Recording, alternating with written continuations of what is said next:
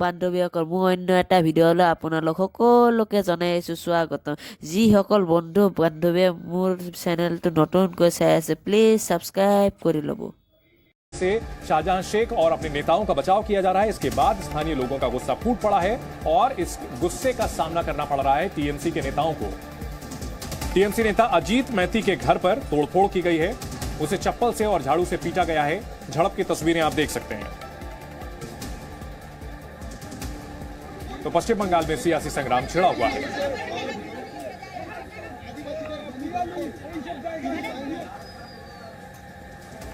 उधर शाहजहां समर्थक के घर को भी फूंक दिया गया है। तो दो तस्वीरें, जिस तरह से आज टीएमसी नेताओं पर हमला किया गया है, मारपीट की गई है उनके साथ, वहीं शाहजहां समर्थक का घर भी फूंक दिया गया है। है शाहजहां शेख की करतूतों को लेकर उसके समर्थकों की ओर से जो हरकतें की गई, महिलाओं ने आरोप लगाया कि उन्हें पार्टी दफ्तर में बुलाकर रात भर रोका जाता था, उनके साथ दुष्कर्म किया जाता था। और इस घटना के सामने आने के बाद से बीजेपी हमलावर है और टीएमसी ने जिस तरह से अपने नेताओं के बचाव की कोशिश की, उसका असर स्थानीय स्तर पर देखने को मिल रहा है। और संदेशखाली से हमारे सहयोगी विक्रम दास की एक रिपोर्ट आपको दिखाते हैं। फिर से संदेशखाली की कुछ इलाके में देखा जा रहा है कि वहां पे आग जल रही है, आग लगाया गया, जो कि तृणमूल कांग्रेस के स्थानीय नेतृत्व है उनके खिलाफ गांव वाले का जो आरोप है कि यहाँ पे भी बेर मौजूद इलाके में भी जो जमीन है वो जबरदस्ती दखल किया गया है। इसके बाद ही देखा गया जो यहाँ का लोकल लीडर है उनको मारा पीटा गया। प्रशासन की तरफ से 144 फिर से जारी किया गया इस इलाके में। दोनों ही तरफ से कंप्लेन मिला है और कुछ देर पहले ही जो देखा गया कि राज्य पुलिस का डीजीपी राजीव कुमार फिर से संदेशखाली में आए और वो जो बता रहे हैं कि अभी आइन का शासन को प्रतिष्ठित करने की सबसे बड़ा जरूरत है और उसी के लिए कोई गांव वाले ताकि आइन अपना हाथ में ना ले, कानून अपना हाथ में ना ले, इसके लिए उन्होंने रिक्वेस्ट किया है गांव वालों से। यही हम देख रहे हैं कि अभी भी जो रैफ है, जो पुलिस वाले हैं, वो लोग इसी तरह एरिया में पेट्रोलिंग कर रहे हैं और इलाके को शांत करने का कोशिश कर रहे हैं। जी मीडिया के लिए कैमरामैन जयंत के साथ विक्रम दास, संदेशखाली, उत्तर 24 परगना। जी मीडिया संवाददाता समित हमारे साथ जुड़ चुके हैं। समित, जिस तरह से देखा जा रहा है कि टीएमसी नेताओं को पीटा जा रहा है, उनके घर को निशाना बनाया जा रहा है, एक चीज तो साफ है कि स्थानीय लोगों में काफी नाराजगी देखने को मिल रही है। और क्या जानकारी मिल रही है? देखिए, कुछ देर पहले ही डीजीपी फिर से संदेशखाली पहुंच चुके हैं और अभी पुलिस की तरफ से जो इसको दमन करने की कोशिश किया जा रहा था, ये लोगों में जो गुस्सा फूट रहा है उसको दमन करने की कोशिश किया जा रहा था। रैपिड एक्शन फोर्स बुलाया गया है, लेकिन अभी इस वक्त पुलिस की गाड़ियों को भी रोककर जो यहाँ के स्थानीय लोग हैं, स्थानीय महिलाएं हैं, खासकर अपना गुस्सा जिनका फूट रहा है, वो पुलिस की गाड़ी भी रोक दिया है वहां पर, ताकि पुलिस भी वहां पर मूव ना कर पाए, क्योंकि वो चाहते हैं कि अगर पुलिस कोई कार्रवाई नहीं कर रहा है, क्योंकि उनका आरोप है शेख शाहजहां के खिलाफ, शेख शाहजहां को पुलिस अरेस्ट नहीं कर रही है, इसी कारण से वो लोग अभी तक प्रदर्शन कर रहे हैं और ये आज सुबह से यहाँ का स्थिति और खराब हो रहा है। हम आपको बता दें, सुबह से जो ईडी की एक अभी जो सूचना मिली है, ईडी की जो छापेमारी हो रही थी, तरुण सेनगुप्ता नाम के एक शख्स जो शेख शाहजहां के साथ बिजनेस पार्टनर थे, उनको डिटेन किया गया है उनके उत्तर 24 परगना के बिराटी के घर से अब से कुछ ही देर पहले। जी ठीक है, समित आप हमारे साथ बने रहे। इन सबको लेकर के बीजेपी लगातार टीएमसी पर हमलावर है और सवाल खड़े कर रही है कि क्या शाहजहां शेख को सेक्युलर प्रोटेक्ट मिला हुआ है, उनको प्रोटेक्शन मिला हुआ है, उन पर कार्रवाई नहीं की जा रही है। और ममता बनर्जी ने अपने नेता का बचाव करते हुए जो बयान दिया था, इसको लेकर के हमला बोल रही है बीजेपी और कहा कि पश्चिम बंगाल में महिलाओं पर अत्याचार हो रहा है। शाहजहां शेख एक मानसिकता का नाम है। शाहजहां शेख एक प्रवृत्ति का नाम है जिसे पूरे भारत में सेकुलर प्रोटेक्शन प्राप्त है। ये एक पर्टिकुलर मानसिकता है जो कितने भी प्रकार के अपराध कर ले, आतंकवाद कर ले, दलित आदिवासी महिलाओं को प्रताड़ित कर ले, मगर उन्हें सदा सर्वदा प्रोटेक्शन प्राप्त रहता है और उसे हम कह सकते हैं कि वो एक सेकुलर प्रोटेक्शन है। वो राष्ट्रवाद के स्वर देने वाली बंगभूमि इस समय प्रताड़ित, दुखी और अत्याचार से पूरी तरीके से टूटी हुई महिलाओं के करुण स्वरों के द्वारा छलनी हो रही है। और दुख की बात यह है कि वहां की सरकार इस विषय पर अत्यंत असंवेदनशील और अमानवीय यहां तक कि उल्टा धमकाने वाला रवैया अपना रही है। समित हमारे साथ लगातार बने हुए हैं। समित, इस पूरे मामले को लेकर बीजेपी हमला बोल रही है तो टीएमसी बैकफुट पर नजर आ रही है। हालांकि टीएमसी ने जिस तरह से खासतौर पर ममता बनर्जी ने शाहजहां शेख का बचाव किया था, शायद यही वजह है कि लोगों में नाराजगी है टीएमसी नेताओं को लेकर। जी, जाहिर सी बात है कि ममता बनर्जी जिस प्रकार से असेंबली में खड़े होकर वो शेख शाहजहां के पक्ष ली थी, उसके बाद से ये लोगों जो पुलिस की तरफ से जो कॉन्फिडेंस गेन करने की एक कार्रवाई चल रही है। डीजीपी खुद पिछले 2 दिन वहाँ पर रहे, कल लौट के आए, फिर आज सुबह फिर से वहाँ पर संदेश खाली पहुँच गए, लेकिन इससे उनका भरोसा नहीं हो रहा है। यहाँ तक कि बीजेपी के नेताओं की तरफ से भी बताया जा रहा है कि मुख्यमंत्री खुद वहाँ पर पहुंचे, क्योंकि महिला मुख्यमंत्री है, वो अगर महिलाओं के साथ नहीं खड़ी होंगी तो महिलाओं का कैसे भरोसा आएगा प्रशासन के ऊपर। लेकिन तृणमूल कांग्रेस की तरफ से सिर्फ 2-3 मंत्रियों को वहां पर भेजा गया था। हो सकता है कि 3 तारीख को वो वहां पर एक पॉलिटिकल रैली की प्लानिंग कर रहे हैं, लेकिन ममता बनर्जी की तरफ से वहां पर जाने की कोई अभी तक गुंजाइश नहीं है। या समित, तो बहुत शुक्रिया इस पूरी जानकारी के लिए। तो संदेश खाली की घटना को लेकर के लगातार हमला बोल रही है बीजेपी। उधर प्रधानमंत्री नरेंद्र मोदी वाराणसी में है, जनसभा को संबोधित कर रहे हैं, आपको सुनाते हैं। कर रही है। इस प्लांट के चालू होने से अब बलिया, चंदौली, प्रयागराज, जौनपुर और दूसरे जिलों के लाखों पशुपालकों को भी लाभ होगा। इस परियोजना से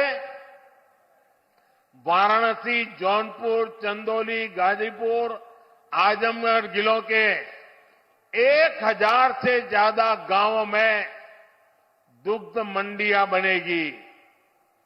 पशुपालकों का ज्यादा दूध ज्यादा कीमत पर बिकेगा तो हर किसान पशुपालक परिवार को ज्यादा कमाई होना तय है। ये प्लांट किसानों, पशुपालकों को बेहतर पशुओं की नस्ल और बेहतर चारे को लेकर भी जागरूक करेगा, प्रशिक्षित करेगा। साथियों, इतना ही नहीं, ये बनास काशी संकुल रोजगार के भी हजारों नए अवसर बनाएगा, अलग अलग कामों में रोजगार बनाएगा। एक अनुमान है कि इस संकुल से पूरे इलाके में 3 लाख से ज्यादा किसानों की आय बढ़ेगी।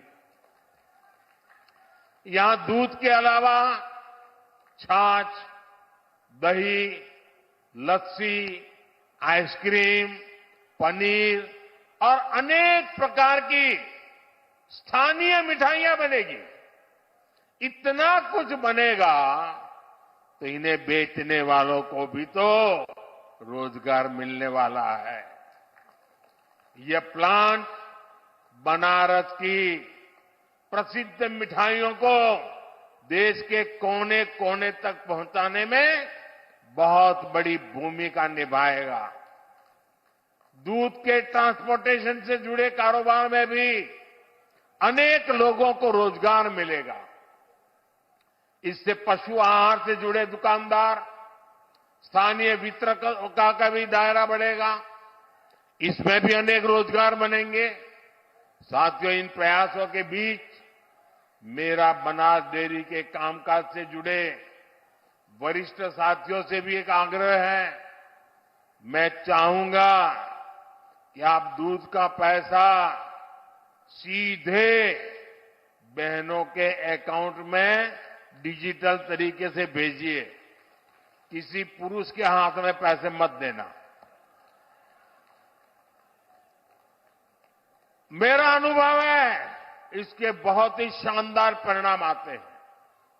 पशुपालन तो एक ऐसा सेक्टर है जिसमें सबसे अधिक हमारी बहनें जुड़ी हैं। ये बहनों को आत्मनिर्भर बनाने का बहुत बड़ा माध्यम है। पशुपालन छोटे किसानों और भूमिहीन परिवारों का भी बहुत बड़ा सहारा है। इसलिए डबल इंजन सरकार पशुपालन और डेयरी सेक्टर को इतना बढ़ावा दे रही है। जी न्यूज़। भूमि और शाही ईदगाह विवाद में आज फिर होगी सुनवाई। कल बहस पूरी न होने की वजह से आज भी रहेगी जारी। मालदीव पहुंचा चीन का जासूसी जहाज। भारत श्रीलंका मालदीव के संयुक्त अभ्यास के दौरान देखा गया जहाज। जम्मू कश्मीर के गुलमर्ग में बर्फीले तूफान का कहर। एक व्यक्ति का मिला शव, एक विदेशी सैलानी लापता। जम्मू कश्मीर के कई जिलों में एवलांच का अलर्ट। 27 से 29 फरवरी तक बर्फबारी की भी चेतावनी। जम्मू में भूस्खलन से बनिहाल में फंसे राजस्थान के कई छात्र और शिक्षक हसीना ने निकाला सुरक्षित। गुलमर्ग में बर्फबारी के तापमान में आई भारी गिरावट। -10 डिग्री पहुंचा पारा। गुलमर्ग में बर्फबारी का लुत्फ उठाने भारी संख्या में पहुंच रहे सैलानी। सड़कों पर लगा लंबा जाम। जम्मू कश्मीर के पुंछ में हुई भारी बर्फबारी। सड़कों से बर्फ हटाने का काम जारी। कश्मीर के ज्यादा हिस्सों में हुई जमकर बर्फबारी का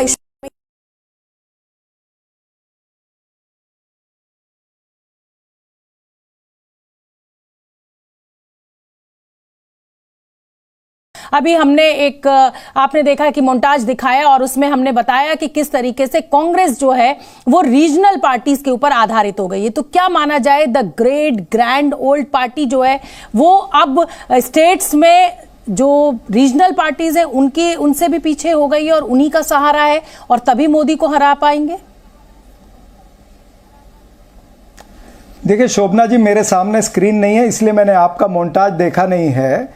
ये जरा एको है, एको निकलवा दीजिए। ठीक है, मैं बोलती हूँ अपनी टेक्निकल टीम को। जो आपने कही वो मैंने ध्यान से सुनी है। देखिए ऐसा है कि आज का जो मौजूदा माहौल है उसके अंदर राजनीतिक परिस्थितियां जो बनी है उस हिसाब से एक एनडीए अलायंस बना, एक इंडिया अलायंस बना है। अगर आप कहते हैं कि कांग्रेस पार्टी की रीजनल पार्टियों की मजबूरी है तो फिर एनडीए ने 38 पार्टियां भारतीय जनता पार्टी ने क्यों जोड़ी है? क्यों वो आंध्र प्रदेश के अंदर जहां पर वो पिछली बार 25 में से 24 सीटें लड़े थे अब तेलुगु देशम के साथ में लड़ रहे हैं, तो क्या तेलुगु देशम उनको 7-8 से ज्यादा सीटें देगी क्या? महाराष्ट्र के अंदर अगर आप आए तो ये एकनाथ शिंदे गट को कितनी सीटें दे रहे हैं अभी इनके प्रवक्ता बता दे, या अजीत पवार के गुट को कितनी सीटें दे रहे हैं ये बता दे। और भारतीय जनता पार्टी ने खुद महाराष्ट्र के अंदर इनका 23 सीटें इन्होंने जीती थी। 23 सीटें रिटेन करने के लिए इनको 35 सीटें लड़नी पड़ेगी। जब ये 35 सीटें लड़ेंगे तो बाकी के लोग क्या बचेंगे? झुंझुना बजाएंगे एकनाथ शिंदे और अजीत पवार जी। तो ये भारतीय जनता पार्टी के कुनबे में भी बहुत सारी समस्या है, लेकिन ये बाहर निकाल करके उसको लाना नहीं चाहते हैं। अब इनका तो बिहार के अंदर बहुत समस्या फंसी हुई है कि पशुपति पारस को कितनी सीट देनी है, चिराग पासवान को कितनी सीट देनी है, उपेंद्र कुशवाहा को क्या देना है, या फिर उत्तर प्रदेश के अंदर ओम प्रकाश राजभर को क्या देना पड़ेगा, अपना दल को क्या देना पड़ेगा, या आरएलडी को क्या देना पड़ेगा, ये तो इनको बताना पड़ेगा ना। तो ये मसला जो है वो मात्र कांग्रेस की तरफ या इंडिया गठबंधन में नहीं है, वहां इंडिया में भी है। यही फर्क है, आप समझ नहीं पा रहे हैं। यही फर्क है बीजेपी और कांग्रेस में जो अब पैदा हो गया है। और फर्क यह है कि यहां पर बीजेपी नेगोशिएट कर रही है, मतलब बीजेपी दे रही है रीजनल पार्टीज को कि उसको कितनी सीटें देनी है, लेकिन यहां आप रीजनल पार्टीज पर डिपेंडेंट है कि रीजनल पार्टीज आपको कितनी सीटें देंगी, चाहे आप उत्तर प्रदेश की बात कर लीजिए और चाहे दिल्ली की बात कर लीजिए। उत्तर देता हूं जी, मैं इसका उत्तर देता हूं जी। क्या तेलुगु देशम भारतीय जनता पार्टी को बता रही है कि आपने 7 सीटों या 8 सीटों पर लड़ना है, या भारतीय जनता पार्टी उनको कह रही है कि आपको 15-16 सीटों पर लड़ना है? तो ये सवाल आप हमसे मत करिए, जो सवाल हमसे करते वो उनसे भी करिए। उनसे भी करेंगे। ये है कि आप अभी डिबेट पूरी कहां हुई है? की राजनीति दोनों तरफ चली है। पूरी कहां हुई है? हाँ, मैं बता रहा हूं भाई, मैं आपको उत्तर दे रहा हूं, मैं आपको चैलेंज नहीं कर रहा हूं। मैं ये कह रहा हूं कि भाई देश की परिस्थिति ऐसी बनी है कि एक तरफ एनडीए अलायंस जो 38 पार्टियों का अलायंस है, क्या इनके मन में डर नहीं है? फिर ये 38 पार्टियां क्यों लेकर के चल रहे हैं? ये जो 370 पार और 400 पार की बातें करते हैं, भाई आपने तो यूएस में जाकर के ये भी कहा था कि अब की बार ट्रंप सरकार। तो ये जुमलाजीवी लोग हैं, जुमलेबाजी करके माहौल बनाना चाहते हैं ये चुनाव माहौल से नहीं होगा, ये मुद्दे से चुनाव होगा। ठीक है, शहजाद पूनावाला, ये गठबंधन की मजबूरी है, जहां पर जिस राज्य में जो पार्टी का दबदबा होता है उस पार्टी के साथ, चाहे फिर वो राष्ट्रीय पार्टी आए, उसी को कॉम्प्रोमाइज करना पड़ता है। सप्रा साहब ने कई आपको एग्जाम्पल्स दे दिए हैं स्टेट्स के, मैं उनको रिपीट करके दर्शकों का समय व्यर्थ नहीं गवाऊंगी। तो फिर अगर ये कहा जा रहा है कि साहब कांग्रेस तो दया की पात्र है, तो ऐसा तो नहीं है, ये मजबूरी तो आपकी भी है। कई स्टेट्स में रीजनल पार्टीज के ऊपर आप डिपेंडेंट हैं। शोभना जी, इसमें एक ही अंतर जो है वो ये है कि भारतीय जनता पार्टी जिन राज्यों में उतने प्रबल तरीके से आज स्थापित नहीं है, वहां पर भी नंबर 1 और नंबर 2 पार्टी मिलकर भारतीय जनता पार्टी का ही विरोध करने के लिए अलायंस बना रहे हैं। इसीलिए इससे पता चलता है कि आज भारत की राजनीति की केंद्र में यदि कोई पार्टी है, कश्मीर से लेकर कन्याकुमारी तक, असम से लेकर गुजरात तक, वो भारतीय जनता पार्टी है। और इसीलिए मैं आज कहना चाह रहा हूं, देखिए ये तो मोदी हटाओ वाला गठबंधन था ही नहीं शोभना जी, असलियत में ये कांग्रेस घटाओ वाला गठबंधन है। इसके दो कारण हैं। एक तो कांग्रेस पार्टी जहां 200 सीट ऐसी हैं जहां पर कांग्रेस बीजेपी की स्ट्रेट फाइट होती है, वहां पर कांग्रेस पार्टी 99% या लगभग 95% सीट जो है वो हार जाती है। और दूसरी बात यह है कि इन सभी पार्टियों को पता है कि इनके पास मात्र एक वोट बैंक पड़ा है। अब उस वोट बैंक को साधने के लिए जानी दुश्मनों के साथ भी ये लोग एक हो रहे हैं। बताइए, ममता बनर्जी कह रही है कि कांग्रेस 2 सीट लेना है तो लो, वरना मैं अकेले लड़ लूंगी, पर वहां पर भी उनको जो है झुकना पड़ रहा है, क्योंकि एम फैक्टर मतलब कि वोट बैंक फैक्टर का एक वहां पर असर है। केरल में आजीवन एक दूसरे के दुश्मन रहे हैं, वहां से कह रहे हैं वायनाड छोड़ दो राहुल गांधी, पर वहां पर भी एम फैक्टर की वजह से। आप देख लीजिए गुजरात में भी, दिल्ली में भी। अच्छा, दिल्ली में या यूपी की बात करते हैं, क्योंकि यहां पर दोनों जगह पर संभवतः एक जगह पर हो गया गठबंधन, दूसरी जगह पर बातचीत चल रही है। समाजवादी पार्टी और कांग्रेस पार्टी का पहली बार गठबंधन हो रहा है। 2017 में यह फिल्म लोगों ने देखी, इसे रिजेक्ट कर दिया। ये tried tested and failed product है। 2017 में हमें 312 सीट मिले, कांग्रेस एसपी 7 आ गए तो उनके 10% वोट लगभग घट गए। उसके बाद 2014 में देखे तो 42% वोट था। इन दोनों का वोट शेयर मिला भी लो तो हमसे ज्यादा नहीं था। 2019 में लगभग 50% वोट हो गया हमारा, दोनों का जोड़ भी लो तब हमसे ज्यादा नहीं था। और अब हम लोग उत्तर प्रदेश में एनडीए के रूप में 60% वोट क्रॉस कर रहे हैं। इसलिए शोभना जी 80 में से 80 एनडीए जीतने वाली है।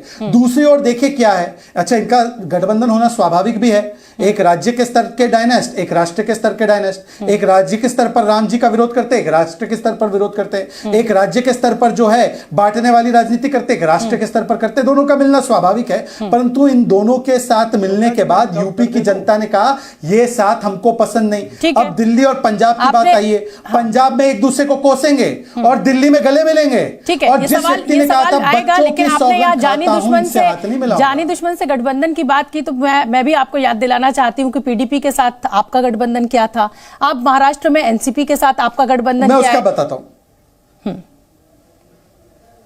हाँ, उसका एक वाक्य में बता दूं। बिल्कुल सही बात है कि जिस प्रकार का मैंडेट जम्मू कश्मीर में आया था तो कोई सरकार पॉसिबल नहीं थी। इसीलिए पीडीपी जिसका हम विरोध करते, कुछ सैद्धांतिक मुद्दों के ऊपर हम लोगों ने गठबंधन किया था, परंतु जैसे ही वो सैद्धांतिक मुद्दों का वायलेशन हुआ, हमने उस गठबंधन को तोड़ा। आज मैं पूछना चाहता हूं, डीएमके को कांग्रेस कहती है राजीव के हत्यारे। दिल्ली में आम आदमी पार्टी ने रेजोल्यूशन पारित किया है कि भारत रत्न राजीव गांधी का वापस ले लो, ये सिख दंगों के अपराधी है। अब चरणजीत सापरा, क्या सिख दंगों के अपराधी मान लिया आपने राजीव गांधी? चलिए ठीक है, चरण जवाब ले लेते हैं। आम आदमी पार्टी ने उसको विड्रॉ कर दिया। सापरा साहब जवाब दीजिए। देखिए, इन्होंने गठबंधन के सिद्धांतों की बात की और इन्होंने पीडीपी के और इनके सिद्धांतों की बात की। इनको बता दूं कि जब मुफ्ती मोहम्मद सईद जिस दिन शपथ ले रहे थे, आदरणीय प्रधानमंत्री अमित शाह सब बैठे थे, उसमें अपने भाषण में उन्होंने पाकिस्तान का धन्यवाद किया, अलगावादियों का धन्यवाद किया। तो क्या किसी ने ऑब्जेक्शन लिया? क्या ये आपके सिद्धांत थे? उन्होंने अलगावादियों को, सेपरेटिस्ट को स्टेक होल्डर कहा अपने भाषण के अंदर। तो क्या ये आपके सिद्धांत थे? उनकी और आपकी सत्ता के अंदर पत्थरबाजों के केस माफ हुए 10,000 लोगों के, और मेजर आदित्य कुमार के ऊपर आपने एफआईआर करा था। ये आपके सिद्धांत थे। तो सिद्धांतों पर हमको मत सिखाइए। सवाल यह है, आपने कहा कन्याकुमारी से लेकर कश्मीर तक भारतीय जनता पार्टी एक ही पार्टी है। अरे साउथ के अंदर 114 सीटों में तो आपको कोई पूछ नहीं रहा है। आपके पास में 7 राज्य ऐसे हैं जहां पर आप शून्य पे हो। यह ध्यान रखिएगा। साउथ के अंदर तो इतनी बड़ी बड़ी बातें करने से नहीं होगा कुछ भी। ये चुनाव में फिर कहता हूं, ये 2024 का चुनाव मोदी वर्सेस मुद्दा होगा। एक तरफ मोदी जी होंगे, दूसरी तरफ मुद्दे होंगे, और मुद्दे क्या होंगे? महंगाई होगी, बेरोजगारी होगी, आर्थिक विषमता होगी, किसानों की समस्या होगी, ठीक है साहब साहब, सुनिए शहजाद छोटा सा जवाब दे दीजिए, फिर मैं और मेहमानों का रुख करूंगी। शहजाद छोटा सा जवाब सापरा साहब का दे दीजिए, उसके बाद फिर मैं और मेहमानों का रुख करूंगी। देखिए, कभी कभी भावनाओं में हम बहकर ऐसी बातें कह जाते हैं। आज की तारीख में पीडीपी इंडी गठबंधन के साथी है, तो पीडीपी से इतनी प्रॉब्लम है तो पीडीपी को लात मार के निकालिए सापरा साहब। और दूसरी बात, आपने वो सवाल का जवाब नहीं दिया। आपने गठबंधन के सिद्धांत, सापरा साहब मैंने बीच में नहीं बोला, शोभना जी ने कम समय दिया। सापरा जी अपने अपने समय, एक एक कर बोलिए। देखिए, आप मेरी डिबेट में आए तो अपने अपने सुकून के साथ सब अपनी अपनी बात रखें, ये बीच में मत काटिए प्लीज। शहजाद अपनी बात पूरी कीजिए प्लीज। अपने अपने समय पे। हाँ, हालांकि सापरा साहब ने इसका जवाब नहीं दिया कि क्या उन्होंने मान लिया है कि राजीव गांधी का भारत रत्न वापस लिया जाना चाहिए सिख दंगों के लिए, सिख नरसंहार के लिए। परंतु साउथ के विषय में कितना बड़ा झूठ बोल गए। मान्यवर, हमारी सबसे ज्यादा सीटें हैं लोकसभा की साउथ में 29, आपकी 28 है। इसीलिए मैं कहता हूँ पुदुचेरी में हमारी सरकार, हम लीडर ऑफ अपोजिशन कर्नाटका में, हम लोगों का प्रेजेंस केरला में, तमिलनाडु में। आप बताइए कि डीएमके का प्रेजेंस केरला में कहाँ है? आप बताइए कि डीएमके का प्रेजेंस आंध्र प्रदेश में कहाँ है? तो इसीलिए मैं कहता हूं कि सोच समझकर बात कीजिए। और आखिरी बात, प्लीज चरण जी, आप ऐसे तो नहीं थे। अब लास्ट बात केवल इतना है, यदि मोदी वर्सेस मुद्दा है तो फिर भाई मुद्दों के सहारे आइए ना, कांग्रेस को सामने करके। काहे आप जानी दुश्मन के साथ बैठ रहे हैं? आम आदमी पार्टी ने समाप्त किया आपको पंजाब दिल्ली में, आज उसके साथ बैठ रहे हैं और कह रहे हैं मोदी वर्सेस मुद्दा है। समस्या आपके लिए एक ही है कि मोदी जनता के साथ है और आपके पास जनता का जनाधार नहीं बचा, तो जानी दुश्मन के साथ उनके कंधों पर चढ़कर या अपना कंधा देकर अपने राजनीतिक देखिए, और मेहमान भी इंतजार कर रहे हैं, मैं उनसे उनका रुख कर लूं, फिर आपके पास आऊंगी, आप लिख के रख लीजिए, जवाब दीजिएगा। सापरा साहब आऊंगी मैं, सापरा साहब मैं आ चुकी हूं आपके पास, बाकी 3 मेहमान भी इंतजार कर रहे हैं, उनका मैं रुख करूंगी। घनश्याम तिवारी, क्या ग्रैंड ओल्ड पार्टी की अब ये मजबूरी हो गई है कि हर राज्य में जो जिसे कहा जाए कि लोकल दल हैं, उनके पीछे सीटों के बंटवारे में कांग्रेस को बैठना पड़ रहा है? या ये कहिए कि जो लोकल पार्टियां हैं वो इतनी मजबूत हो चुकी हैं कि अब उन्होंने कहा कि साहब कांग्रेस को सीट देना मतलब ये तो हमारी गलती होगी, जैसा कि बिहार में हुआ था जब तेजस्वी यादव ने कांग्रेस को सीटें दी थी विधानसभा में और कहा गया कि यही तेजस्वी यादव ने या आरजेडी ने सबसे बड़ी गलती कर दी। अभी हमने एक आपने देखा कि मोन्टाज दिखाया और उसमें हमने बताया कि किस तरीके से कांग्रेस जो है वो रीजनल पार्टीज के ऊपर आधारित हो गई है। तो क्या माना जाए, the great grand old party जो है वो अब स्टेट्स में जो रीजनल पार्टीज हैं उनसे भी पीछे हो गई है और उन्हीं का सहारा है और तभी मोदी को हरा पाएंगे? देखिए शोभना जी, मेरे सामने स्क्रीन नहीं है इसलिए मैंने आपका मोन्टाज देखा नहीं है। ये जरा एको निकलवा दीजिए। ठीक है, मैं बोलती हूँ अपनी टेक्निकल टीम को। जो आपने कही वो मैंने ध्यान से सुनी है। देखिए ऐसा है कि आज का जो मौजूदा माहौल है उसके अंदर राजनीतिक परिस्थितियां जो बनी है उस हिसाब से एक एनडीए अलायंस बना, एक इंडिया अलायंस बना है। अगर आप कहते हैं कि कांग्रेस पार्टी की रीजनल पार्टियों की मजबूरी है तो फिर एनडीए ने 38 पार्टियां भारतीय जनता पार्टी ने क्यों जोड़ी है? क्यों वो आंध्र प्रदेश के अंदर जहां पर वो पिछली बार 25 में से 24 सीटें लड़े थे अब तेलुगु देशम के साथ में लड़ रहे हैं, तो क्या तेलुगु देशम उनको 7-8 से ज्यादा सीटें देगी क्या? महाराष्ट्र के अंदर अगर आप आए तो ये एकनाथ शिंदे गट को कितनी सीटें दे रहे हैं अभी इनके प्रवक्ता बता दे, या अजीत पवार के गुट को कितनी सीटें दे रहे हैं ये बता दे। और भारतीय जनता पार्टी ने खुद महाराष्ट्र के अंदर इनका 23 सीटें इन्होंने जीती थी, 23 सीटें रिटेन करने के लिए इनको 35 सीटें लड़नी पड़ेगी। जब ये 35 सीटें लड़ेंगे तो बाकी के लोग क्या बचेंगे? झुंझुना बजाएंगे एकनाथ शिंदे और अजीत पवार जी।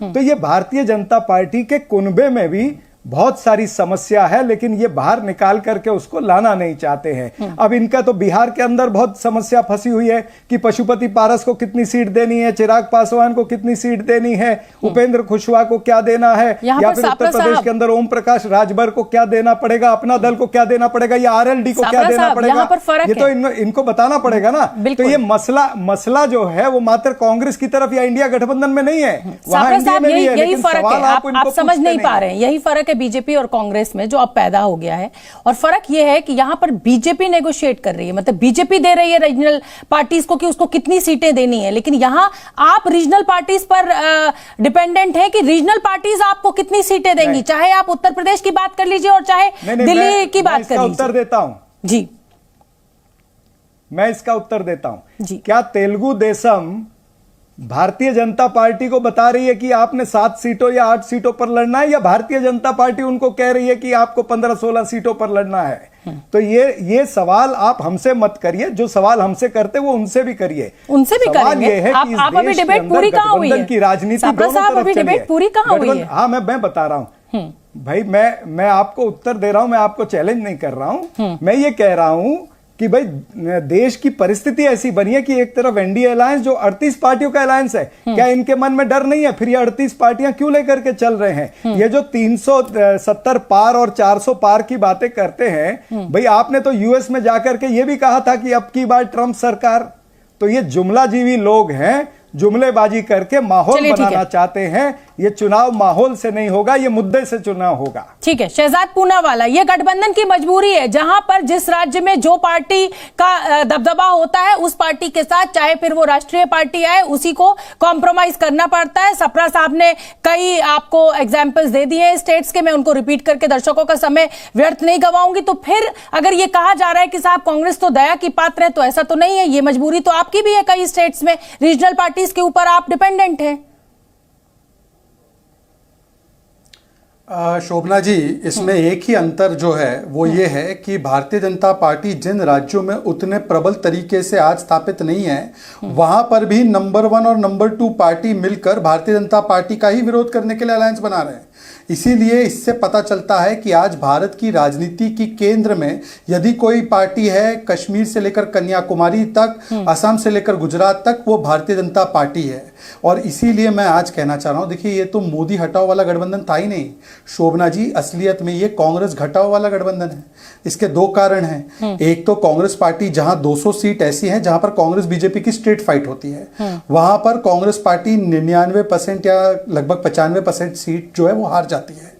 और दूसरी बात यह है कि इन सभी पार्टियों को पता है कि इनके पास मात्र एक वोट बैंक पड़ा है। अब उस वोट बैंक को साधने के लिए जानी दुश्मनों के साथ भी ये लोग एक हो रहे हैं। बताइए, ममता बनर्जी कह रही है कि कांग्रेस 2 सीट लेना है तो लो, वरना मैं अकेले लड़ लूंगी, पर वहां पर भी उनको जो है झुकना पड़ रहा है, क्योंकि एम फैक्टर मतलब कि वोट बैंक फैक्टर का एक वहां पर असर है।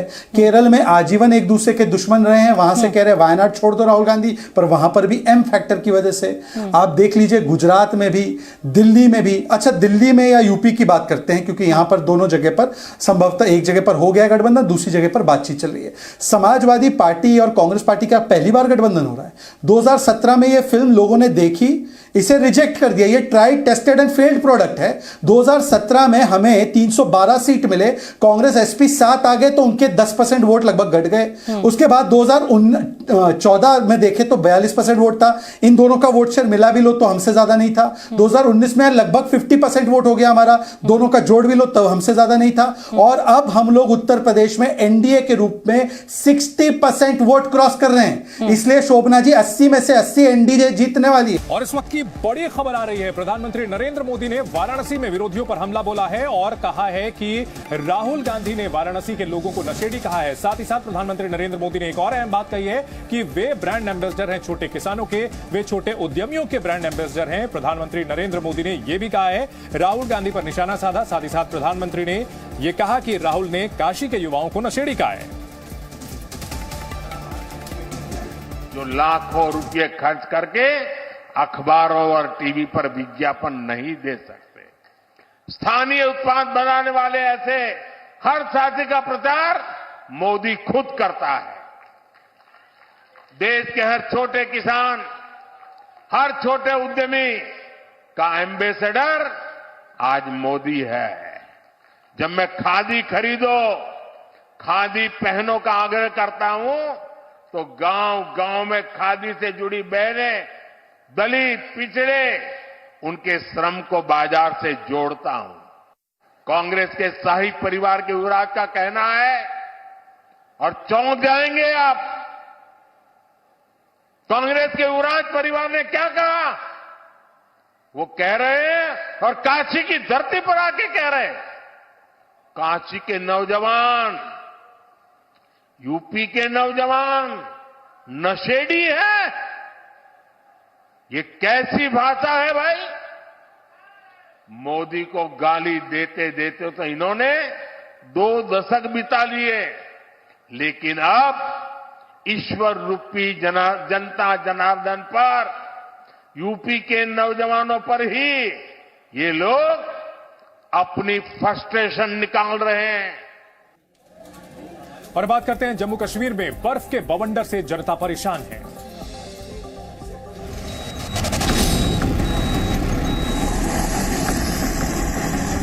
जम्मू कश्मीर में बर्फीले तूफान से सावधान। एक्चुअली हम यहाँ पर कॉलेज ट्रिप पर आए थे और सभी जने फंस गए थे स्नोफॉल की वजह से, बैड वेदर कंडीशंस की वजह से। गुलमर्ग में बर्फीला तूफान, आफत में जान।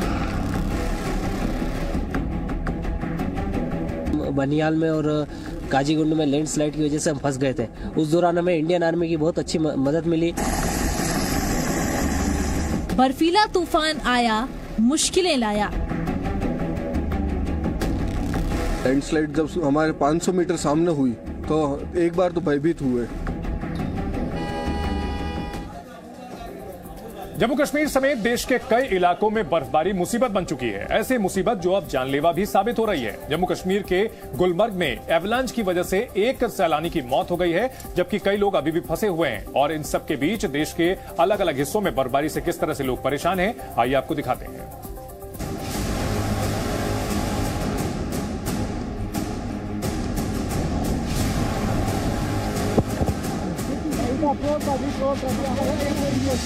जम्मू कश्मीर के गुलमर्ग में बर्फीले तूफान और एवलांच से हाहाकार मच गया।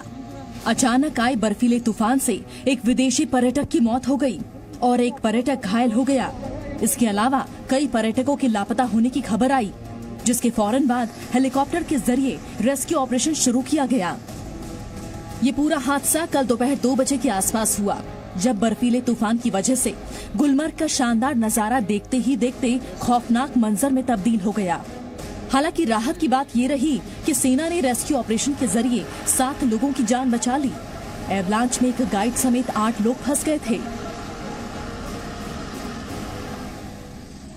इस बीच जो चुनौती भरा कार्य ये है कि जो हिमस्खलन का खतरा बढ़ गया है, इसके लिए प्रशासन ने कश्मीर घाटी के 6 जिलों में हिमस्खलन की चेतावनी जारी की है और जो पहाड़ी जिले हैं वहां पर लोगों को सतर्कता बरतने की चेतावनी दी गई है। उन्हें कहा गया है कि घर के बाहर जब भी निकले तो सतर्कता बरतें, क्योंकि इस तरह के पहाड़ी इलाकों में जब मौसम खिल जाता है और बर्फबारी रुक जाती है तो हिमस्खलन का खतरा जो है बढ़ जाता है। गुलमर्ग में कल ही खेलो इंडिया विंटर गेम्स की शुरुआत भी हुई थी। इन्हीं विंटर गेम्स में शामिल होने के लिए देश विदेश से बड़ी संख्या में खिलाड़ी पहुंचे थे, जिसके बाद ये हादसा हो गया। मौसम विभाग ने कश्मीर से लेकर उत्तराखंड तक के लिए येलो अलर्ट जारी किया है। इसके साथ साथ मौसम विभाग ने अगले 24 घंटों के दौरान एवलांच की चेतावनी भी जारी की है। वहीं 27 से 29 फरवरी तक बर्फबारी का भी अलर्ट जारी किया गया है। बर्फीले तूफान के मद्देनजर सेना ने ऊंचाई वाले इलाकों में अपनी गश्त बढ़ा दी है, ताकि ऐसे हादसे से लोगों को सुरक्षित बचाया जा सके। गुलमर्ग के अलावा जम्मू कश्मीर के बांदीपोरा, बारामूला, गांदरबल, कुपवाड़ा, डोडा, किश्तवाड़ और पुंछ में भी एवलांच की चेतावनी जारी की गई है। सभी जगह प्रशासन को अलर्ट पर रखा गया है। जिला एडमिनिस्ट्रेशन है वहां पर एक कंट्रोल सेंटर बनाए गए हैं, जहां लगातार जो है पूरे इलाके की सूचना रखी जा रही है। अगर कोई अनटोवर्ड हादसा कहीं पर होता है तो वहां पर जो है तुरंत रेस्क्यू टीम को भेज दिया जाता है। वहीं एसडीआरएफ, एनडीआरएफ, सेना, सीआरपीएफ और जम्मू कश्मीर पुलिस के लोगों को भी हाई अलर्ट पे रखा गया है कि अगर कहीं पे बर्फीली तोदा गिरता है, बर्फीली तूफान आता है जिस पे लोग फंस सकते हैं, अगर ऐसा कुछ घटना घटती है तो तुरंत जो है उन तक रेस्क्यू पहुंचे। पिछले दिनों हिमालय में हो रही बर्फबारी के बीच मौसम विभाग ने 2 दिन पहले ही एवलांच को लेकर चेतावनी जारी की थी। Jammu Kashmir disaster management authority ने 10 जिलों के लिए छोटे से लेकर बड़े और खतरनाक एवलांच की चेतावनी जारी की थी। जम्मू कश्मीर के अलावा हिमाचल प्रदेश में बर्फबारी से हालात खराब हैं, जहां भारी बर्फबारी से 400 सड़कें बंद हो गई हैं। लाहौल स्पीति में तापमान काफी नीचे गिर गया है, जहां 288 सड़कें बंद पड़ी हैं। हालांकि धूनी पहाड़ के ऊपर हुए हिमस्खलन में कोई हताहत नहीं हुआ है। सिक्किम में भी बर्फबारी से लोगों को परेशानी का सामना करना पड़ रहा है। उत्तरी और पूर्वी सिक्किम में भारी बर्फबारी हो रही है। कई अहम सड़कें भारी बर्फबारी की वजह से बंद हो गई हैं। जाहिर है पहाड़ों में कब सुहाना मौसम खौफनाक मंजर में तब्दील हो जाए, इसका कोई भरोसा नहीं है। लिहाजा पहाड़ों में जोखिम भी कम नहीं है, इसलिए बर्फबारी से सावधान रहना बेहद जरूरी है। गुलमर्ग से खालिद हुसैन के साथ ब्यूरो रिपोर्ट, जी मीडिया। आगे देखिए बधिरों के लिए समाचार, बने रहिए जी न्यूज के साथ। इस घड़ी की बड़ी खबर। बीजेपी नेगोशिएट कर रही है, मतलब बीजेपी दे रही है रीजनल पार्टीज को कि उसको कितनी सीटें देनी है, लेकिन यहां आप रीजनल पार्टीज पर डिपेंडेंट हैं कि रीजनल पार्टीज आपको कितनी सीटें देंगी, चाहे आप उत्तर प्रदेश की बात कर लीजिए और चाहे दिल्ली की बात कर लीजिए। उत्तर देता हूं जी, मैं इसका उत्तर देता हूं जी। क्या तेलुगु देशम भारतीय जनता पार्टी को बता रही है कि आपने 7 सीटों या 8 सीटों पर लड़ना है, या भारतीय जनता पार्टी उनको कह रही है कि आपको 15-16 सीटों पर लड़ना है? तो ये सवाल आप हमसे मत करिए, जो सवाल हमसे करते वो उनसे भी करिए। उनसे भी करेंगे। ये है कि इस आप अभी देश के डिबेट पूरी अंदर कहां हुई है? गठबंधन की राजनीति दोनों तरफ चली है। पूरी कहां हुई है? हाँ, मैं बता रहा हूं भाई, मैं आपको उत्तर दे रहा हूं, मैं आपको चैलेंज नहीं कर रहा हूं। मैं ये कह रहा हूं कि भाई देश की परिस्थिति ऐसी बनी है कि एक तरफ एनडीए अलायंस जो 38 पार्टियों का अलायंस है, क्या इनके मन में डर नहीं है? फिर ये 38 पार्टियां क्यों लेकर के चल रहे हैं? ये जो 370 पार और 400 पार की बातें करते हैं, भाई आपने तो यूएस में जाकर के ये भी कहा था कि अब की बार ट्रंप सरकार। तो ये जुमलाजीवी लोग हैं, जुमलेबाजी करके माहौल बनाना चाहते हैं। ये चुनाव माहौल से नहीं होगा, ये मुद्दे से चुनाव होगा। ठीक है शहजाद पूनावाला, ये गठबंधन की मजबूरी है, जहां पर जिस राज्य में जो पार्टी का दबदबा होता है उस पार्टी के साथ, चाहे फिर वो राष्ट्रीय पार्टी आए, उसी को कॉम्प्रोमाइज करना पड़ता है। सप्रा साहब ने कई आपको एग्जाम्पल्स दे दिए हैं स्टेट्स के, मैं उनको रिपीट करके दर्शकों का समय व्यर्थ नहीं गवाऊंगी। तो फिर अगर ये कहा जा रहा है कि साहब कांग्रेस तो दया की पात्र है, तो ऐसा तो नहीं है, ये मजबूरी तो आपकी भी है। कई स्टेट्स में रीजनल पार्टीज के ऊपर आप डिपेंडेंट हैं।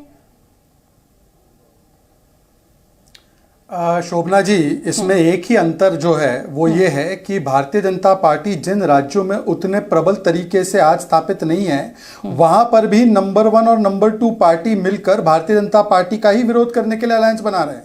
इसीलिए इससे पता चलता है कि आज भारत की राजनीति की केंद्र में यदि कोई पार्टी है, कश्मीर से लेकर कन्याकुमारी तक, असम से लेकर गुजरात तक, वो भारतीय जनता पार्टी है। और इसीलिए मैं आज कहना चाह रहा हूं, देखिए ये तो मोदी हटाओ वाला गठबंधन था ही नहीं शोभना जी, असलियत में ये कांग्रेस घटाओ वाला गठबंधन है। इसके 2 कारण हैं। एक तो कांग्रेस पार्टी जहां 200 सीट ऐसी हैं जहां पर कांग्रेस बीजेपी की स्ट्रेट फाइट होती है, वहां पर कांग्रेस पार्टी 99% या लगभग 95% सीट जो है वो हार जाती है। और दूसरी बात यह है कि इन सभी पार्टियों को पता है कि इनके पास मात्र एक वोट बैंक पड़ा है। अब उस वोट बैंक को साधने के लिए जानी दुश्मनों के साथ भी ये लोग एक हो रहे हैं। बताइए, ममता बनर्जी कह रही है कि कांग्रेस 2 सीट लेना है तो लो, वरना मैं अकेले लड़ लूंगी, पर वहां पर भी उनको जो है झुकना पड़ रहा है, क्योंकि एम फैक्टर मतलब कि वोट बैंक फैक्टर का एक वहां पर असर है। केरल में आजीवन एक दूसरे के दुश्मन रहे हैं, वहां से कह रहे हैं वायनाड छोड़ दो राहुल गांधी, पर वहां पर भी एम फैक्टर की वजह से। आप देख लीजिए गुजरात में भी, दिल्ली में भी। अच्छा, दिल्ली में या यूपी की बात करते हैं, क्योंकि यहां पर दोनों जगह पर संभवतः एक जगह पर हो गया गठबंधन, दूसरी जगह पर बातचीत चल रही है। समाजवादी पार्टी और कांग्रेस पार्टी का पहली बार गठबंधन हो रहा है। 2017 में यह फिल्म लोगों ने देखी, इसे रिजेक्ट कर दिया। ये tried tested and failed product है। 2017 में हमें 312 सीट मिले, कांग्रेस एसपी 7 आ गए तो उनके 10% वोट लगभग घट गए। उसके बाद 2014 में देखे तो 42% वोट था। इन दोनों का वोट शेयर मिला भी लो तो हमसे ज्यादा नहीं था। 2019 में लगभग 50% वोट हो गया हमारा, दोनों का जोड़ भी लो तब हमसे ज्यादा नहीं था। और अब हम लोग उत्तर प्रदेश में एनडीए के रूप में 60% वोट क्रॉस कर रहे हैं। इसलिए शोभना जी 80 में से 80 एनडीए जीतने वाली है। दूसरी ओर देखिए क्या है। अच्छा, इनका गठबंधन होना स्वाभाविक भी है। एक राज्य के स्तर के डायनेस्ट, एक राष्ट्र के स्तर के डायनेस्ट, एक राज्य के स्तर पर राम जी का विरोध करते, एक राष्ट्र के स्तर पर विरोध करते, एक राज्य के स्तर पर जो है बांटने वाली राजनीति करते, एक राष्ट्र के स्तर पर करते। दोनों का मिलना स्वाभाविक है, परंतु इन दोनों के साथ मिलने के बाद यूपी की जनता ने कहा ये साथ हमको पसंद नहीं। अब दिल्ली और पंजाब की बात आई है। पंजाब में एक दूसरे को कोसेंगे और दिल्ली में गले मिलेंगे। और जिस व्यक्ति ने कहा था बच्चों की सौगंध खाता हूं, इनसे हाथ नहीं मिलाऊंगा। जानी दुश्मन से गठबंधन की बात की तो मैं भी आपको याद दिलाना चाहती हूं कि पीडीपी के साथ आपका गठबंधन क्या था। आप महाराष्ट्र में एनसीपी के साथ आपका गठबंधन क्या है? मैं उसका बताता हूं। हाँ, उसका एक वाक्य में बताता हूं। बिल्कुल सही बात है कि जिस प्रकार का मैंडेट जम्मू कश्मीर में आया था तो कोई सरकार पॉसिबल नहीं थी, इसीलिए पीडीपी जिसका हम विरोध करते कुछ सैद्धांतिक मुद्दों के ऊपर हम लोगों ने गठबंधन किया था, परंतु जैसे ही वो सैद्धांतिक मुद्दों का वायलेशन हुआ हमने उस गठबंधन को तोड़ा। आज मैं पूछना चाहता हूं, डीएमके को कांग्रेस कहती है राजीव के हत्यारे, दिल्ली में आम आदमी पार्टी ने रेजोल्यूशन पारित किया है कि भारत रत्न राजीव गांधी का वापस ले लो, ये सिख दंगों के अपराधी है। अब चरणजीत सापरा, क्या सिख दंगों के अपराधी मान लिया आपने राजीव गांधी को? ठीक है, चरण जवाब ले लेते हैं। आम आदमी पार्टी ने उसको विड्रॉ कर दिया। सापरा साहब जवाब दीजिए। देखिए, इन्होंने गठबंधन के सिद्धांतों की बात की और इन्होंने पीडीपी के और इनके सिद्धांतों की बात की। इनको बता दूं कि जब मुफ्ती मोहम्मद सईद जिस दिन शपथ ले रहे थे, आदरणीय प्रधानमंत्री अमित शाह सब बैठे थे, उसमें अपने भाषण में उन्होंने पाकिस्तान का धन्यवाद किया, अलगावादियों का धन्यवाद किया। तो क्या किसी ने ऑब्जेक्शन लिया? क्या ये आपके सिद्धांत थे? उन्होंने अलगावादियों को, सेपरेटिस्ट को स्टेक होल्डर कहा अपने भाषण के अंदर। तो क्या ये आपके सिद्धांत थे? उनकी और आपकी सत्ता के अंदर पत्थरबाजों के केस माफ हुए 10,000 लोगों के, और मेजर आदित्य कुमार के ऊपर आपने एफआईआर करा था। ये आपके सिद्धांत थे। तो सिद्धांतों पर हमको मत सिखाइए। सवाल ये है, आपने कहा कन्याकुमारी से लेकर कश्मीर तक भारतीय जनता पार्टी एक ही पार्टी है। अरे साउथ के अंदर 114 सीटों में तो आपको कोई पूछ नहीं रहा है। आपके पास में 7 राज्य ऐसे हैं जहां पर आप शून्य पे हो, ये ध्यान रखिएगा।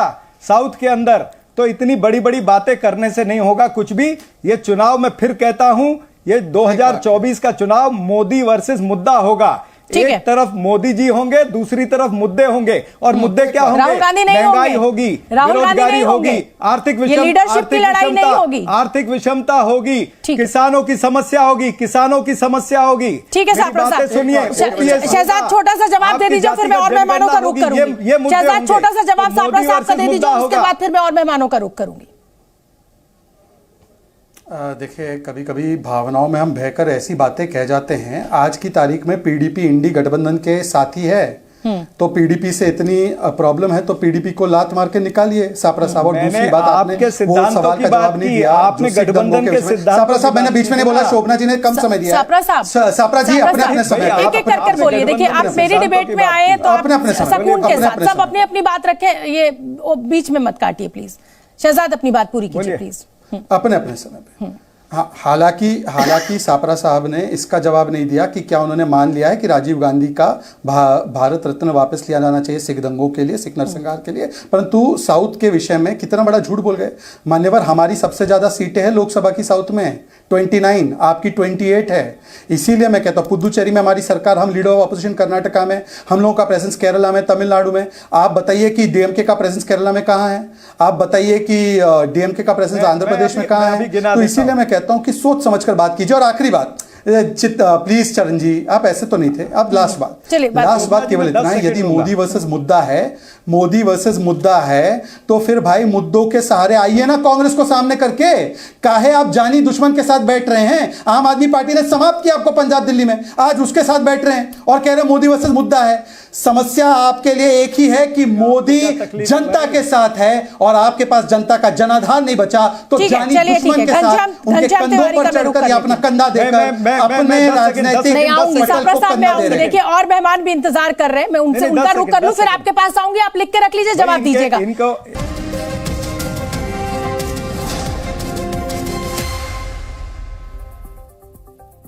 बदरों के लिए समाचार में आपका स्वागत है। मैं हूं चंदन सिंह और हमारे साथ हैं रजनी जी। करते हैं खबरों की शुरुआत। 2 दिन के दौरे पर पहुंचे पीएम मोदी ने वाराणसी को करोड़ों की सौगात दी।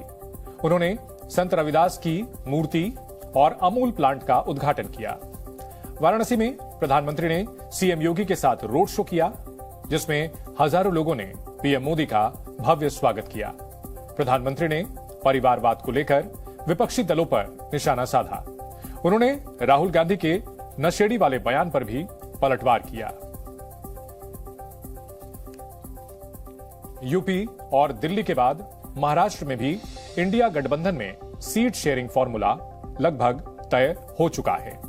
सूत्रों की माने तो 48 में से 39 सीटों पर डील फाइनल है। वहीं प्रकाश आंबेडकर 5 सीट मांग रहे हैं, जबकि महाअघाड़ी गठबंधन उन्हें 3 सीट ही देना चाहती है। संदेश खाली हिंसा को लेकर सियासी संग्राम जारी है। पुलिस ने बीजेपी सांसद लॉकेट चैटर्जी को संदेश खाली की ओर जाते समय हिरासत में ले लिया। बीजेपी ममता सरकार पर लगातार हमलावर दिख रही है। सुधांशु त्रिवेदी ने आरोप लगाया कि शाहजहां शेख को सेक्युलर प्रोटेक्शन मिला हुआ है। संदेश खाली हिंसा को लेकर स्थानीय लोगों में भी आक्रोश है। कांग्रेस नेता राहुल गांधी को झारखंड हाईकोर्ट से बड़ा झटका लगा है। 2018 में अमित शाह के खिलाफ टिप्पणी मामले में कोर्ट ने अपना फैसला सुनाते हुए राहुल गांधी की याचिका को खारिज कर दिया। अब इस मामले में राहुल के खिलाफ निचले कोर्ट में ट्रायल चलेगा। संयुक्त किसान मोर्चा ने आज देश भर में ब्लैक डे मनाने का ऐलान किया। 26 फरवरी को ट्रैक्टर मार्च और 14 मार्च को दिल्ली के रामलीला मैदान में महापंचायत होगी। शंभू बॉर्डर पर प्रदर्शन को देखते हुए सुरक्षा के कड़े इंतजाम किए गए हैं। इसके अलावा एक किसान की मौत को लेकर भी सरकार पर सवाल उठ रहे हैं। भारत और इंग्लैंड के बीच चौथा टेस्ट मैच रांची में खेला जा रहा है। इंग्लैंड की ओर से क्रीज पर जो रूट और ओली रॉबिन्सन हार्टले मौजूद हैं। टीम का स्कोर 250 रन से ज्यादा हो चुका है। इंग्लैंड के अब तक 7 विकेट गिर चुके हैं। वहीं भारत की तरफ से आकाशदीप ने शानदार प्रदर्शन करते हुए 3 विकेट लिए हैं। महाराष्ट्र के पूर्व सीएम मनोहर जोशी का हार्ट अटैक से निधन हो गया। उन्होंने मुंबई के हिंदुजा अस्पताल में अंतिम सांस ली। मनोहर जोशी के निधन पर पीएम मोदी ने दुख जताया। प्रधानमंत्री ने ट्वीट कर कहा, उनके परिश्रम के लिए उनको याद किया जाएगा। मनोहर जोशी को महाराष्ट्र के गार्ड ऑफ ऑनर के साथ आखिरी सलामी दी गई। जम्मू कश्मीर में भारी बर्फबारी की वजह से किसानों और पर्यटकों में खुशी की लहर है। जहां एक तरफ सैलानियों में उत्साह का माहौल है, वहीं दूसरी तरफ एवलांच की घटनाएं भी बढ़ती जा रही हैं। 27 फरवरी से 29 फरवरी तक भारी बर्फबारी की आशंका है। जी न्यूज पर खबरें जारी हैं। आगे राजपथ में राम के साथ देखिए INDIA के लिए उम्मीद बाकी है। में जो पार्टी का दबदबा होता है उस पार्टी के साथ, चाहे फिर वो राष्ट्रीय पार्टी आए, उसी को कॉम्प्रोमाइज करना पड़ता है। सप्रा साहब ने कई आपको एग्जाम्पल्स दे दिए हैं स्टेट्स के, मैं उनको रिपीट करके दर्शकों का समय व्यर्थ नहीं गवाऊंगी। तो फिर अगर ये कहा जा रहा है कि साहब कांग्रेस तो दया की पात्र है, तो ऐसा तो नहीं है। ये मजबूरी तो आपकी भी है, कई स्टेट्स में रीजनल पार्टीज के ऊपर आप डिपेंडेंट हैं। शोभना जी, इसमें एक ही अंतर जो है वो ये है कि भारतीय जनता पार्टी जिन राज्यों में उतने प्रबल तरीके से आज स्थापित नहीं है, वहां पर भी नंबर 1 और नंबर 2 पार्टी मिलकर भारतीय जनता पार्टी का ही विरोध करने के लिए अलायंस बना रहे हैं। इसीलिए इससे पता चलता है कि आज भारत की राजनीति की केंद्र में यदि कोई पार्टी है, कश्मीर से लेकर कन्याकुमारी तक, असम से लेकर गुजरात तक, वो भारतीय जनता पार्टी है। और इसीलिए मैं आज कहना चाह रहा हूं, देखिए ये तो मोदी हटाओ वाला गठबंधन था ही नहीं शोभना जी, असलियत में ये कांग्रेस घटाओ वाला गठबंधन है। इसके 2 कारण हैं। एक तो कांग्रेस पार्टी जहां 200 सीट ऐसी हैं जहां पर कांग्रेस बीजेपी की स्ट्रेट फाइट होती है, वहां पर कांग्रेस पार्टी 99% या लगभग 95% सीट जो है वो हार जाती है। और दूसरी बात यह है कि इन सभी पार्टियों को पता है कि इनके पास मात्र एक वोट बैंक पड़ा है। अब उस वोट बैंक को साधने के लिए जानी दुश्मनों के साथ भी ये लोग एक हो रहे हैं। बताइए, ममता बनर्जी कह रही है कि कांग्रेस 2 सीट लेना है तो लो, वरना मैं अकेले लड़ लूंगी, पर वहां पर भी उनको जो है झुकना पड़ रहा है, क्योंकि एम फैक्टर मतलब कि वोट बैंक फैक्टर का एक वहां पर असर है। केरल में आजीवन एक दूसरे के दुश्मन रहे हैं, वहां से कह रहे हैं वायनाड छोड़ दो राहुल गांधी, पर वहां पर भी एम फैक्टर की वजह से। आप देख लीजिए, गुजरात में भी, दिल्ली में भी। अच्छा, दिल्ली में या यूपी की बात करते हैं, क्योंकि यहां पर दोनों जगह पर संभवतः एक जगह पर हो गया गठबंधन, दूसरी जगह पर बातचीत चल रही है। समाजवादी पार्टी और कांग्रेस पार्टी का पहली बार गठबंधन हो रहा है। 2017 में यह फिल्म लोगों ने देखी, इसे रिजेक्ट कर दिया। ये tried tested and failed product है। 2017 में हमें 312 सीट मिले, कांग्रेस एसपी 7 आ गए तो उनके 10% वोट लगभग घट गए। उसके बाद 2014 में देखे तो 42% वोट था। इन दोनों का वोट शेयर मिला भी लो तो हमसे ज्यादा नहीं था। 2019 में लगभग 50% वोट हो गया हमारा, दोनों का जोड़ भी लो तब हमसे ज्यादा नहीं था। और अब हम लोग उत्तर प्रदेश में एनडीए के रूप में 60% वोट क्रॉस कर रहे हैं। इसलिए शोभना जी, 80 में से 80 एनडीए जीतने वाली है। दूसरी ओर देखिए क्या है। अच्छा, इनका गठबंधन होना स्वाभाविक भी है। एक राज्य के स्तर के डायनेस्ट, एक राष्ट्र के स्तर के डायनेस्ट। एक राज्य के स्तर पर राम जी का विरोध करते, एक राष्ट्र के स्तर पर विरोध करते। एक राज्य के स्तर पर जो है बांटने वाली राजनीति करते, एक राष्ट्र के स्तर पर करते। दोनों का मिलना स्वाभाविक है, परंतु इन दोनों के साथ मिलने के बाद यूपी की जनता ने कहा ये साथ हमको पसंद नहीं। अब दिल्ली और पंजाब की बात आई है। पंजाब में एक दूसरे को कोसेंगे और दिल्ली में गले मिलेंगे। और जिस व्यक्ति ने कहा था बच्चों की सौगंध खाता हूं, इनसे हाथ नहीं मिलाऊंगा। जानी दुश्मन से गठबंधन की बात की तो मैं भी आपको याद दिलाना चाहती हूं कि पीडीपी के साथ आपका गठबंधन क्या था। आप महाराष्ट्र में के साथ आपका गठबंधन क्या है? मैं उसका बताता हूं। हाँ, उसका एक वाक्य में बताता हूं।